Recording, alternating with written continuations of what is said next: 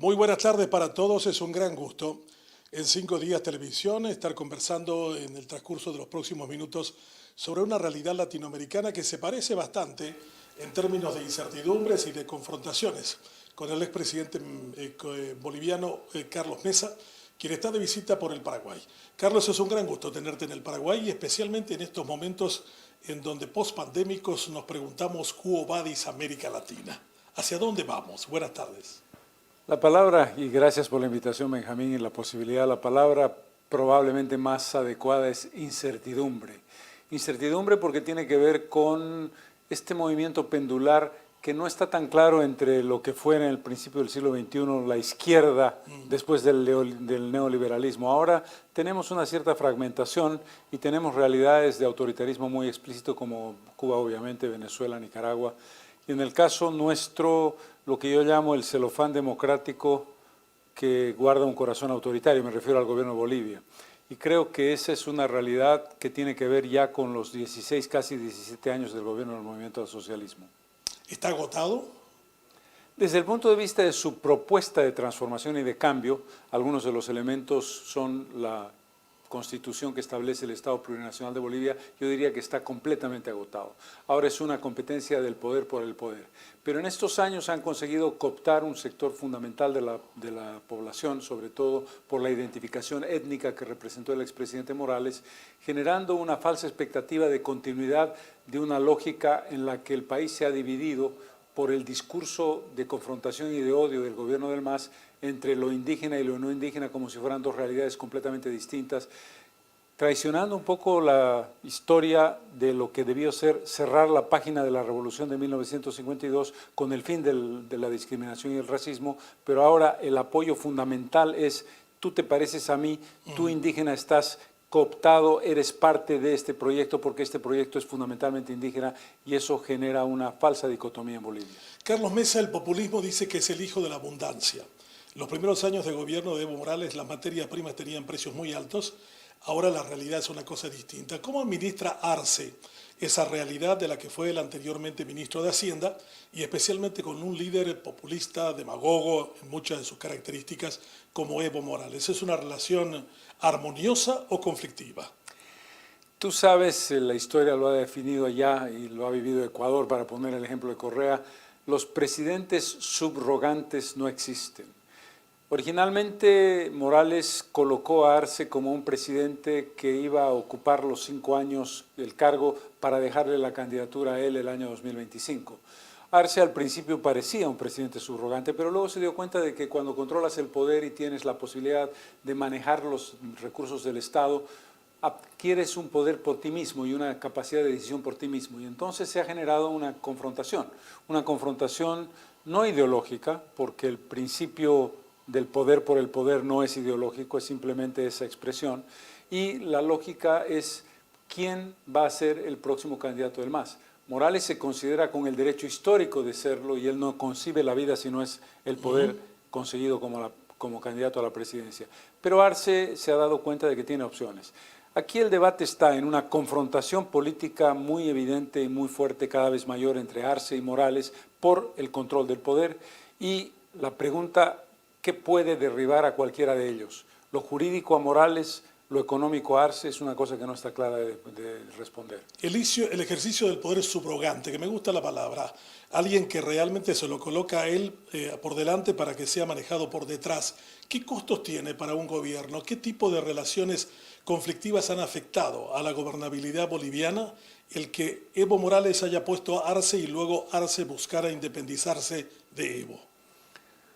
Primero, el control del poder de los movimientos sociales que son una parte cooptada y envilecida lamentablemente por los eventuales elementos de las prebendas del poder que heredó Arce y quien controla una parte fundamental de esos movimientos sociales que tienen una relación perversa con el Estado es quien administra el Estado. Pero Morales está trincherado en el poder cocalero, la producción cocalera. Él fue el primer secretario ejecutivo de las 6 federaciones del trópico, que no es otra cosa que los productores de coca del Chapare, cuyo altísimo porcentaje de producción se convierte en droga y en cocaína para la exportación. El problema está, por lo tanto, en el control de ese poder de base social y el control de esa organización política tan polimorfa como es el movimiento al socialismo. Y desde el punto de vista del manejo económico, ahora Morales es el primer crítico de la forma de manejo económico de Arce. Y ahora que tenemos vacas flacas, el gran protagonista de la administración económica exitosa, el exministro Arce, hoy presidente, se encuentra con dificultades económicas porque hemos dejado de ser un productor de gas, somos importadores netos de hidrocarburos, tenemos un déficit fiscal superior al 7% anual y tenemos una posibilidad cada vez menor de provisión de dólares, lo que está generando una pregunta sobre la estabilidad económica de largo plazo. Bolivia con un gobernador de Santa Cruz preso, Camacho con una expresidenta presa, usted como protagonista de la última parte del gobierno de Evo Morales, que termina finalmente con su exilio y luego su retorno que nadie puede explicar muy claramente. La gran pregunta es por qué usted figura en las encuestas como alguien que podría ser presidente de Bolivia en el 2025. Yo considero que lo que logramos el 2019 es un elemento muy importante. Nosotros obtuvimos el segundo lugar a pocos puntos de diferencia de Morales, que forzaba una segunda vuelta electoral con unas encuestas que me colocaban a mí como el favorito para ganar esa segunda vuelta, lo que dio lugar al gran fraude electoral que llevó a la anulación de las elecciones. Desde entonces, 2019 a hoy, como líder de la oposición, del bloque político denominado Comunidad Ciudadana que yo presido, con 50 parlamentarios como primera fuerza de la oposición, no he cambiado la línea. Nuestra línea de centralidad política, nuestra línea de una propuesta alternativa al modelo exportador puramente extractivista y rentista, nuestra línea de defensa del medio ambiente y de una propuesta de gobierno alternativo que no es simplemente fuera el MAS, sino ante el MAS tenemos una opción alternativa, creo que ha generado un nivel de confianza razonable en mi persona que puede ser proyectada en el futuro, lo que no me coloca como precandidato porque creo que el adelantamiento de un proceso electoral ahora, cuando faltan 2 años y medio para el fin del gobierno de Arce, sería una imprudencia. Ahora, con respecto al tema de los gobiernos de izquierda, ha habido un retorno de ellos. Petro en Colombia, Boric en Chile, Lula en el Brasil. ¿Hacia dónde va América Latina con estos gobiernos? ¿Son iguales a los de los comienzos del siglo XX o es una izquierda que fundamentalmente cabalga sobre el descontento y hartazgo de la gente? Yo diría que tu primera pregunta, el populismo es hijo de la abundancia, ya no es equivalente hoy. Esos gobiernos de izquierda, Petro está con problemas y está comenzando su gestión. Boric ha enfrentado movimientos sociales de descontento muy graves y ha perdido en una elección de una manera absolutamente abrumadora contra la derecha en el intento de una nueva constitución. Lula está navegando en aguas turbulentas. Por lo tanto, la lógica de que el péndulo de la izquierda ha vuelto es relativa porque ya no está apoyada en el éxito económico que viene por los buenos precios internacionales como le tocó a Morales. El propio presidente Arce, que forma parte de ese bloque, está en una línea de dificultad económica. Y lo que está pasando en Argentina te demuestra que la posibilidad de la izquierda de prolongarse en el poder es limitada. Habrá que ver si el peronismo puede volver o el kirchnerismo puede volver a ganar una elección precisamente víctima de una crisis económica que no ha podido administrar. Uno mira a América Latina, un subcontinente bastante joven. ¿Cuál es el protagonismo de ellos? Tenemos un presidente en Chile de 35 años. ¿Son protagonistas del nuevo tiempo? ¿No siente la sociedad que candidato como usted, cercano a los 70, puede ser todavía el conductor de esa Bolivia que se ambiciona? ¿O hay una situación que no estamos logrando conciliar entre la visión nueva de un montón de gente joven que quiere participar y que quiere cambiar nuestros pueblos y los candidatos anteriores que ya han venido teniendo oportunidades? Primer elemento interesante de análisis, Lula con 76 años ha ganado la presidencia. Segundo elemento, la juventud marca una evidencia de vida, pero no necesariamente una virtud intrínseca. Tercera evidencia, no hay ninguna duda de que si hay una propuesta generacional, renovadora, o ambas cosas, o solamente renovadora y no generacional, se puede tener una posibilidad de lograr la presidencia. En el caso particular nuestro, Comunidad Ciudadana, yo tengo un conjunto de parlamentarias y parlamentarios de menos de 35 años que son por lo menos el 30% del total de mi bancada, lo que muestra mi voluntad y mi vocación en esa dirección. Yo no me considero un precandidato en este momento y estoy absolutamente abierto a la posibilidad de una renovación que marca algo muy importante. La palabra renovación y la palabra novedad, la palabra transformación no es sinónimo de juventud. Creo que Comunidad Ciudadana, que yo represento y en este momento como líder de la oposición, tiene una propuesta alternativa de nuevo modelo productivo, de nuevo modelo de consumo, de nuevo modelo ambiental, que no tiene que ver con la edad del candidato potencial, que todavía no soy. Si la política es la búsqueda del bien común, ¿dónde está ahora el eje de ella? ¿En qué tendría que concentrarse? ¿Qué tendría que responder? Hay dos respuestas claves, Benjamín, en América Latina que no han sido resueltas. La primera tiene que ver con la lucha contra la pobreza. El mito de que se había derrotado a la pobreza en gran parte de América Latina fue el mito de ingresas $5 en vez de 1 y dejas de ser pobre, y no atacaste a la pobreza multidimensional, mortalidad materna, morbilidad infantil, enfermedades de base, acceso al agua potable y a los servicios básicos y la educación. Es decir, la lógica de encontrar que las cifras tienen que correlacionarse con las personas, con los seres humanos de carne y hueso. Si tú no tienes un niño adecuadamente nutrido para llevar adelante un proceso educativo y neuronal que esté a la altura del desafío que él va a enfrentar a los 5 años, no tienes la materia prima más importante, que son nuestros seres humanos adecuadamente preparados. Yo creo que esos son dos los conceptos básicos, pobreza y educación. Históricamente, ¿qué es lo que más nos ha costado a los latinoamericanos para construir ese espacio de democracia y fundamentalmente de respeto institucional? ¿Por qué no lo podemos hacer? Yo te diría porque tenemos un perverso complejo de Adán, la lógica de que cada persona que llega al gobierno por primera vez es el primero de la saga histórica y todo lo que vino antes no tiene que ni considerarse ni acumularse. El segundo elemento es el sentido pendular. América Latina probablemente es el continente que más zigzags ha hecho en su línea ideológica y en su vida ideológica, apostando por todos los mecanismos posibles de propuestas sin continuidad. Cuando tú analizas el éxito parcial o relativo de algunas naciones de América Latina, la continuidad, por mucho que tú critiques el modelo económico, te permite establecer dos consideraciones. Una lógica de mediano plazo, de largo plazo, de aplicar determinadas medidas para saber si funcionan o no y no cortarlas a medio camino o al principio del camino. Y dos, la posibilidad de construir instituciones. Pero el problema fundamental de nuestra democracia es la desinstitucionalización. La lógica de que la persona es la institución es uno de los dramas de América Latina. Ahora, con respecto a las riquezas naturales, que para algunos se decían, tenemos todo, petróleo, cuando en el momento más grande e importante los precios eran trascendentes, ustedes grandes productores de gas, ahora con la reserva más grande de litio, ¿por qué Bolivia es pobre? Bolivia es pobre por la razón elemental de que el recurso natural único que realmente importa son las personas que habitan el país. Somos nosotros, los seres humanos. Y si no entendemos que ese recurso tiene que ser regado y tiene que ser alimentado adecuadamente, no entendemos nada.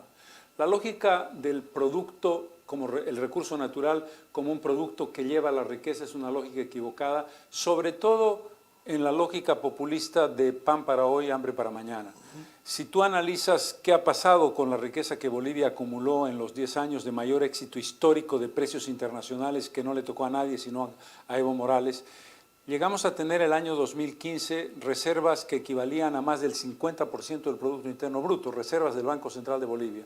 Hoy día hemos dilapidado el 90% de esas reservas sin ningún tipo de inversión, de industrialización, de diversificación económica y de liberación del dogal de los precios internacionales, porque no hemos aprovechado esa riqueza de manera inteligente, ni en la educación, ni en la producción, ni en la diversificación. Solemos poner como ejemplo que Bolivia invierte mucho más en materia educativa que varios países de América Latina desde hace un cierto tiempo. ¿Eso se ha repercutido en un cambio de la calidad? Eso ha repercutido en algo que no era poco importante, la cantidad. Hemos incrementado, prácticamente cubierto completamente la asistencia en primaria y hemos mejorado la asistencia en secundaria. Hemos avanzado algo en la educación superior en cantidad, es decir, personas que acceden a la educación.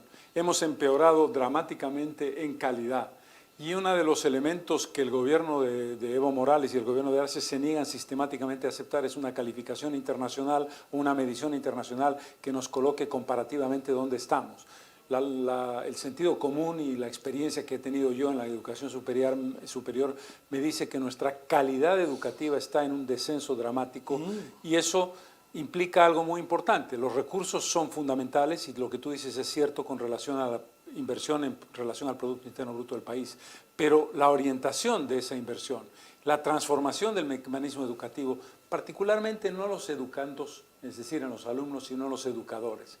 Estamos en un momento de transformación dramática de la educación y Bolivia está muy retrasada en infraestructura, en conectividad y en diseño de educación sobre la base de una reforma educativa que tiene conceptos como descolonizadora, liberadora, antiimperialista, comunitaria, un conjunto de palabras que parecen parte de una guía, pero no tienen ningún contenido de fondo real.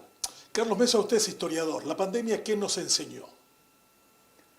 La pandemia nos enseñó primero que tenemos una fragilidad estructural muy grave, que no solamente es un problema de crisis climática, sino de un desafío a la lógica del manejo de nuestra convivencia como sociedad, y nos enseñó que estábamos mal estructurados y que estábamos mal preparados para enfrentarla.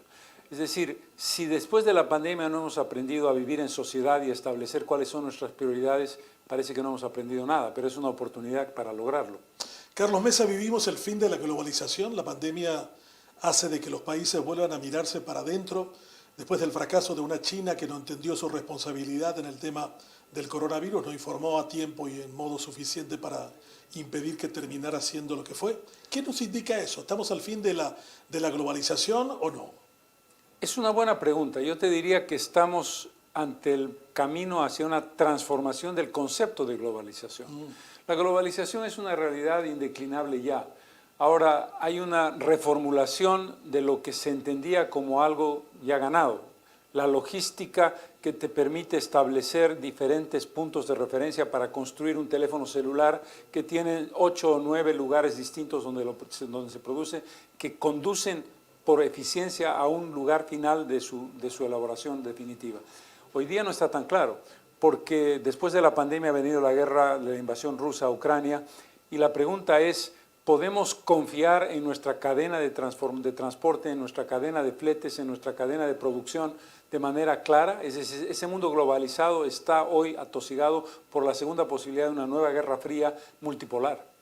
Esa es una pregunta que muchos nos hacemos con respecto a lo que pasa en Ucrania y también la posibilidad de que la escalada de violencia y de criminalidad y de conflicto sea todavía aún mayor, no solo en esa región, sino también en el mundo. Hablamos de una criminalización bastante llamativa en varios países. Ecuador está ante una situación de ataques de grupos mafiosos, Paraguay también en esa misma circunstancia. ¿Qué rol juega el crimen organizado dentro de todo esto, entre los países productores de cocaína, entre los países transportadores, en los países de distribución? ¿Vamos a una situación de mayor violencia y de mayor conflictividad? Definitivamente, y una de las respuestas más dramáticas es saber que somos, sin ninguna duda, la región de paz en conflictos internacionales más clara del mundo, la que menos conflictos internacionales tiene o ninguno, y a la vez es la región más violenta de todo el mundo. Y las ciudades latinoamericanas, de las 25 más violentas, por lo menos 18 son de América Latina. Eso construye una evidencia. Y el proceso de integración latinoamericana tiene que trabajar básicamente sobre la lucha contra el crimen organizado. Y ahí estamos totalmente desarticulados en varios niveles de integración. No somos capaces, porque no podemos serlo.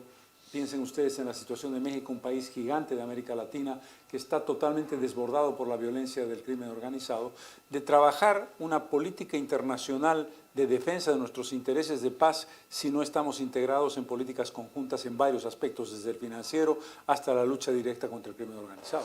El hecho que digan que el crimen organizado es una respuesta a una política incapaz de generar empleo, de generar una economía que busque que la gente tenga un trabajo decente. Hay mucha gente que, me imagino, en Bolivia debe decir, ¿y qué puede dedicarse otra persona más que al tema de la coca, de la cocaína, del negocio, de las cuestiones ilícitas? Como también aquí se argumenta la cuestión del contrabando. ¿Cómo ir en contra de eso? ¿Qué debe hacer un gobierno para que el argumento de la ilegalidad no pase a constituirse en el argumento de la sostenibilidad económica? Dos consideraciones sobre eso. La primera, no cabe la menor duda de que la extrema pobreza, la marginalidad, la falta de oportunidades son caldo de cultivo incuestionable para el crimen organizado y para la violencia sistemática, sin duda. Es decir, es necesario dar respuestas estructurales a los problemas estructurales. Eso es una evidencia que tenía que ver con la primera respuesta, pobreza y educación, lucha contra la pobreza y educación. Pero el segundo elemento es, Hoy día América Latina, si tú haces un análisis estadístico promedio, el caso de Bolivia es el extremo, estamos en el 75% de informalidad de la economía y el promedio de América Latina está por encima del 50%. Primero, ¿qué respuestas das a la evidencia de que la informalidad llegó para quedarse y es una forma de vida que te permite además generación de empleo y que te permite dinámica económica en condiciones debatibles desde el punto de vista social? Pero la lógica del cambio de la política fiscal, la lógica de establecer respuestas para formalizar la economía, creo que es insuficiente. Primero tenemos que encontrar una respuesta a la informalidad como una evidencia muy difícil de superar y por lo tanto hay que integrar una economía que conviva en los dos aspectos, lo cual es una paradoja porque el empresario formal te dirá por qué yo tengo que cargar impuestos, etc. El segundo aspecto de tu pregunta tiene que ver con el criterio de la lucha contra el crimen organizado no puede ser solamente estructural, que es de mediano y largo plazo, sino inmediata. Y ahí tenemos el riesgo del populismo violento, el riesgo del Estado, que puede ser terrorismo de Estado. El caso de Bukele es un caso que te genera la pregunta, si tú le preguntas a un latinoamericano promedio, ¿quieres un Bukele? Te responderá que sí. Ahora, vamos a ver a Bukele dentro de 4 años, no a él en particular, sino a la política de radicalidad pasando por encima de derechos humanos, de la destrucción del sistema de crimen organizado a través de cárceles gigantescas y campos de concentración donde no prima derecho humano alguno. Tú dirás, el costo-beneficio lo amerita. Primero, sabremos la respuesta y segundo, los derechos humanos siguen existiendo. Bukele dice, los derechos humanos que yo defiendo son los de las víctimas y no de los victimarios. Esa es una buena frase para la historia del populismo, pero no necesariamente para respuestas estructurales de mediano y largo plazo. Personajes como Bolsonaro y Trump, ¿qué representan? Representan una incomprensión fundamental de la institucionalidad democrática y representan el convocar a la entraña y convocar a la supuesta antipolítica y negar realidades evidentes como el cambio climático, la crisis climática o la institucionalidad. Pero Bolsonaro y Trump representan algo muy importante en lo negativo y en lo positivo. El país más grande del planeta y la democracia más sólida del mundo, Estados Unidos, en riesgo por el golpe intentado el 6 de enero del año 2020. Y el país más importante de América Latina en la misma lógica. Lo negativo, lo positivo. Las instituciones pudieron más que Trump y que Bolsonaro. O sea, resistió la democracia. Sí, señor. Un elemento importante, volviendo a Bolivia y a la economía, ustedes tienen la reserva más grande de litio y se dice que estamos entrando en una gran revolución de los automóviles movidos a energía, a electricidad. ¿Esta es una gran oportunidad para Bolivia o cómo lo perciben ustedes? Primero, yo te diría que estamos en el momento de la meseta de una curva de crecimiento importantísimo de la importancia estratégica del litio, porque el hidrógeno verde se puede convertir en una opción sustitutiva en el corto plazo, pero todavía tenemos margen. Ese es un elemento que hay que tomar en consideración.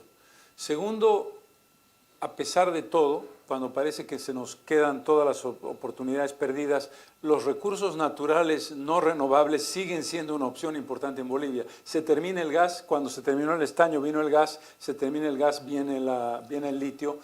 La pregunta es, ¿tenemos la capacidad tecnológica de haber hecho acuerdos adecuados? Se han hecho contratos con China y con Rusia. China parece que con mayores posibilidades tecnológicas que Rusia desde el punto de vista de las empresas que han contratado con Bolivia. Si tendremos el tiempo necesario para desarrollar una capacidad de producción de litio y exportación de litio con valor agregado, pero es una oportunidad. Carlos Mesa, ¿Paraguay qué es para Bolivia? ¿El vecino distante, lejano, el del sur? Es una vieja historia y es una vieja conversación, Benjamín. Desde hace tantos años que decimos es tiempo de conocernos mutuamente y seguimos todavía dándonos la espalda. Paraguay es para Bolivia lo que Bolivia es para Paraguay. Dos referencias con un nombre, la Guerra del Chaco, que es el hecho más importante que ambos países tuvimos que vivir y sufrir juntos, pero no es una evidencia de intercambio. Te voy a decir algo importante, sin embargo. En esta visita que he hecho a Paraguay, he venido 2 veces en poco tiempo, he encontrado emprendimientos e inversiones de empresarios jóvenes y empresarios instalados bolivianos que están no mirando a Paraguay, sino invirtiendo en Paraguay. Hay una relación mucho más estrecha hoy entre Asunción y Santa Cruz de la Sierra que la que había hace 20 o 30 años. Es decir, estamos mejor, pero no estamos encontrándonos para nosotros es el vecino menos importante y para ustedes somos el vecino menos importante y debería ser diferente. Esa mirada de la inversión, ¿por qué vendría un boliviano a invertir en Paraguay? Esa gente que usted conoció, que trae dinero acá, trae conocimiento y se mete a invertir en este mercado, ¿por qué lo hace? En lo positivo, por una cosa que se llama seguridad jurídica y por condiciones de inversión adecuadas. En lo social habría que discutirlo. Esas condiciones de inversión adecuadas tienen que ver con salarios comparativamente más bajos y con flexibilidad laboral que desde el punto de vista del trabajador paraguayo habría que debatir. Desde el punto de vista de Bolivia, es el inversionista boliviano que dice: en mi país tengo trabas, impuestos, costos sociales, una ley que cambia cada vez que le parece al gobierno, unas condiciones de entrabamiento permanente, y en Paraguay tengo una puerta abierta para la inversión. Yo diría que esa es la diferencia objetiva. No voy a entrar en un juicio de valor de carácter social, pero la razón es seguridad jurídica y condiciones de inversión adecuadas. Evo Morales construyó un discurso en contra suyo, diciendo de que usted representa los intereses de los blancos que dominaron Bolivia durante mucho tiempo. ¿Es todavía un argumento sostenible? No es un argumento sostenible, pero lamentablemente es un argumento manipulado de manera grosera. Yo he trabajado siempre desde el periodismo, desde mi carácter de historiador y desde mi carácter de político, con la lógica de la integración, el respeto al otro, el respeto a la evidencia de que hay que destruir completamente la discriminación, el racismo y la exclusión. Y por supuesto lo he probado cuando fui presidente y lo he probado en mi actividad cotidiana. Sin embargo, el gobierno de Evo Morales ha marcado esta línea de lo étnico es por definición masista, porque yo, Evo Morales, soy indígena y tú, Carlos Mesa, eres blanco, a debatir porque soy bastante moreno, pero es otro tema. El concepto del mestizaje es un concepto a discutir. Lo que yo creo es que si Bolivia sigue construyendo su realidad política y social sobre la base del color de piel, estamos destruyendo la posibilidad de la reconciliación y la paz, que es uno de los grandes problemas. Las dos grandes brechas en Bolivia son la étnica y la regional. La regional, el oriente de Bolivia, Santa Cruz, el motor económico del país, versus el occidente de Bolivia, que circunstancial y específicamente está mayoritariamente habitado por sociedades indígenas. Pero Carlos Mesa es un periodista. ¿Cómo está el periodismo en estos tiempos de desinformación, de fake news, de lectores que se están yendo porque no confían en los medios? ¿En qué momento se encuentra el periodismo y qué tiene que retomar para hacer la referencia en la opinión pública? En un momento particularmente crítico, y esto no solamente cabe para Bolivia, sino para el conjunto, lo vives tú también aquí en Paraguay, en España y en Estados Unidos. Las redes sociales han transformado, han puesto patas arriba la información, la verdad. El concepto que tú y yo aprendimos, que parecía básico, la verdad objetiva de los hechos, no de la interpretación de los hechos o de la opinión, la verdad objetiva de los hechos. Trump, 6 de enero. Para una parte de los Estados Unidos eso fue una marcha por la recuperación de un voto que había sido fraudulentamente marcado en contra de Trump. Para los demócratas, la mitad de los Estados Unidos, eso fue un intento de golpe de Estado. Entonces, el debate en Bolivia, en el caso nuestro, en el 2019, ¿eso fue un fraude o fue un golpe de Estado? El 90% de los masistas cree que fue un golpe de Estado. El 90% de los opositores cree que fue un fraude. Yo te afirmaría, como la verdad objetiva de los hechos, que fue un fraude. Ahora bien, ¿cuál es el punto? El punto está en que hace 3 semanas ha cerrado el periódico más creíble y más importante crítico al gobierno de Evo Morales, Página 7, porque fue asfixiado por el gobierno, porque fue asfixiado por la falta de publicidad estatal, que eso es dramático, tener que depender de la publicidad del Estado exclusivamente, y porque fue asfixiado por no poder conseguir el número de suscriptores en la edición en línea, a pesar de los esfuerzos que se realizaron. Se cierra una voz derrotada por la política autocrática del gobierno y derrotada también por un tipo de lector y por un tipo de espectador, un tipo de consumidor de medios que no está ya acercándose a los medios oficiales. Y el último punto de referencia, todavía hoy, si hay una fake news o una duda que tú tienes, vas a un medio creíble. ¿Cuántos? Cada vez menos. Hoy día es mucho más fácil que recibas en tu WhatsApp o recibas en la red social a la que estás adscrito, porque es la que más usas, una afirmación determinada y la creas mucho más que lo que puede ser la información verdadera. aquella vieja idea de que el hombre nunca llegó a la luna se ha convertido ya en multiplicada por 1000 en muchos otros temas. Es decir, lo de la luna ya es una anécdota con relación al conjunto de las cosas que la gente puede creer. Esta cuestión de todo un aparato concentrado para mentir, granjas de trolls, bots y compañía, ¿qué significa para la política? La política que hablaba, que discurseaba, que buscaba balcones para ganar las presidencias, ahora se debate eso en la capacidad que tengas para manipular, para mentir, para no presentar los hechos como son. ¿Hacia dónde va la política en medio de las granjas de troles? Te diría en una visión apocalíptica hacia el abismo porque un meme te puede tirar a un candidato, te puede destruir a un candidato, un meme. Las granjas de troles no te quiero ni contar. Yo lo vivo cotidianamente. En un tweet que yo lanzo tengo 5.000 comentarios, de los cuales 2.500 son pagados para destruirme y para decir las barbaridades más grandes. La colección de adjetivos en mi contra, gracias a los troles, podría escribir un libro sobre ello.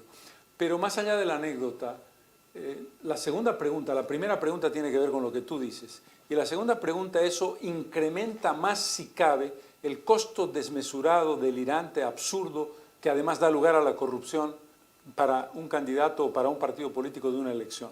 Para ser presidente de un país latinoamericano, no te voy a decir de los Estados Unidos, necesitas muchos millones de dólares que no salen sembrados en el bosque, que tienes que colectar, que tienen un costo político, un costo de factura a cobrar y un costo potencial de corrupción que tiene que destruirse. Es decir, el sistema tiene que cambiar en la forma de cómo llegas a ser un candidato con posibilidades y con recursos determinados que el Estado, a partir de los medios de comunicación tradicionales, tiene que ayudar, aunque cada vez todavía en Bolivia y en nuestros países, y aún en el mundo, la televisión abierta sigue siendo un factor fundamental de decisión, pero su costo es imposible. Carlos Mesa, si la corrupción es el cáncer, ¿ha hecho metástasis? Yo diría que sí. Yo diría que si tú analizas en los últimos 10 años, hemos tenido en nuestros países medidas y leyes aparentemente muy efectivas contra la corrupción. La imprescriptibilidad del hecho de corrupción, leyes mucho más duras, sanciones mucho peores. Transparencias, acceso a la información. Pero el caso Lavallato de Odebrecht, que es un caso relativamente reciente, 3 o 4 años atrás, ha demostrado lo gigantesco de los niveles de corrupción y la forma tan arbitraria que no se arredra, no tiene miedo ante la posibilidad del riesgo. Es decir, todavía en América Latina el riesgo de cometer un acto de corrupción sigue siendo posible de pagar, mientras que en otros países el nivel de riesgo te dice más vale que no lo haga porque acabaré preso. Aquí no. Y ahí aún tenemos casos de expresidentes, para no ir muy lejos, presos, que no parecen haber disuadido a otros de proceder con la corrupción. Si alguien comete un hecho de corrupción en Bolivia, ¿qué porcentaje tiene de que lo procesen y que lo sancionen? Si es una alta autoridad, muy bajo. Si es un intermedio, si es un cabeza de turco, como se dice vulgarmente, con todo respeto para los turcos, es en este momento razonablemente alto para él, o sea, irracional para llevarlo adelante, porque la mayor parte de los casos de corrupción en Bolivia, que son muchísimos en el gobierno del MAS, los resuelve el MAS castigando a los del más bajo nivel. Y por último, don Carlos Mesa, ¿hay espacio para el optimismo desde la política? Hay espacio para el optimismo porque hay una nueva generación que ha sustituido algo muy importante por algo mejor. El dogma político de este es tu ideario, igual que si fuera una religión, es este y no lo puedes cambiar y tienes que atenerte a él. Se cambia por causas, la causa del medio ambiente, la causa de género, la causa del animalismo, la causa de estructurar una diversificación económica, es decir, tú apuestas por aquellas cosas en las que crees que no te comprometen necesariamente a un ideario inflexible e inamovible, y eso te permite una construcción de organizaciones políticas en red más horizontales. Don Carlos Mesa, ha sido un placer, como siempre, conversar con usted y especialmente hablar de las cosas que tienen que ver con la Bolivia que usted tanto ama y que también nosotros amamos, y América Latina y sus grandes desafíos. Gracias por el tiempo con nosotros acá en 5 Días Televisión. No, por el contrario, Benjamín, el agradecido soy yo y un saludo a la teleaudiencia y al pueblo paraguayo por el que guardo tanto respeto y por el que tengo tanto cariño. Hablamos con don Carlos Mesa Gisbert, expresidente de Bolivia y un actor político importante en esa Bolivia, como él bien apuntó, muy poco conocida por nosotros. El gran placer de hablar de los grandes retos de América Latina.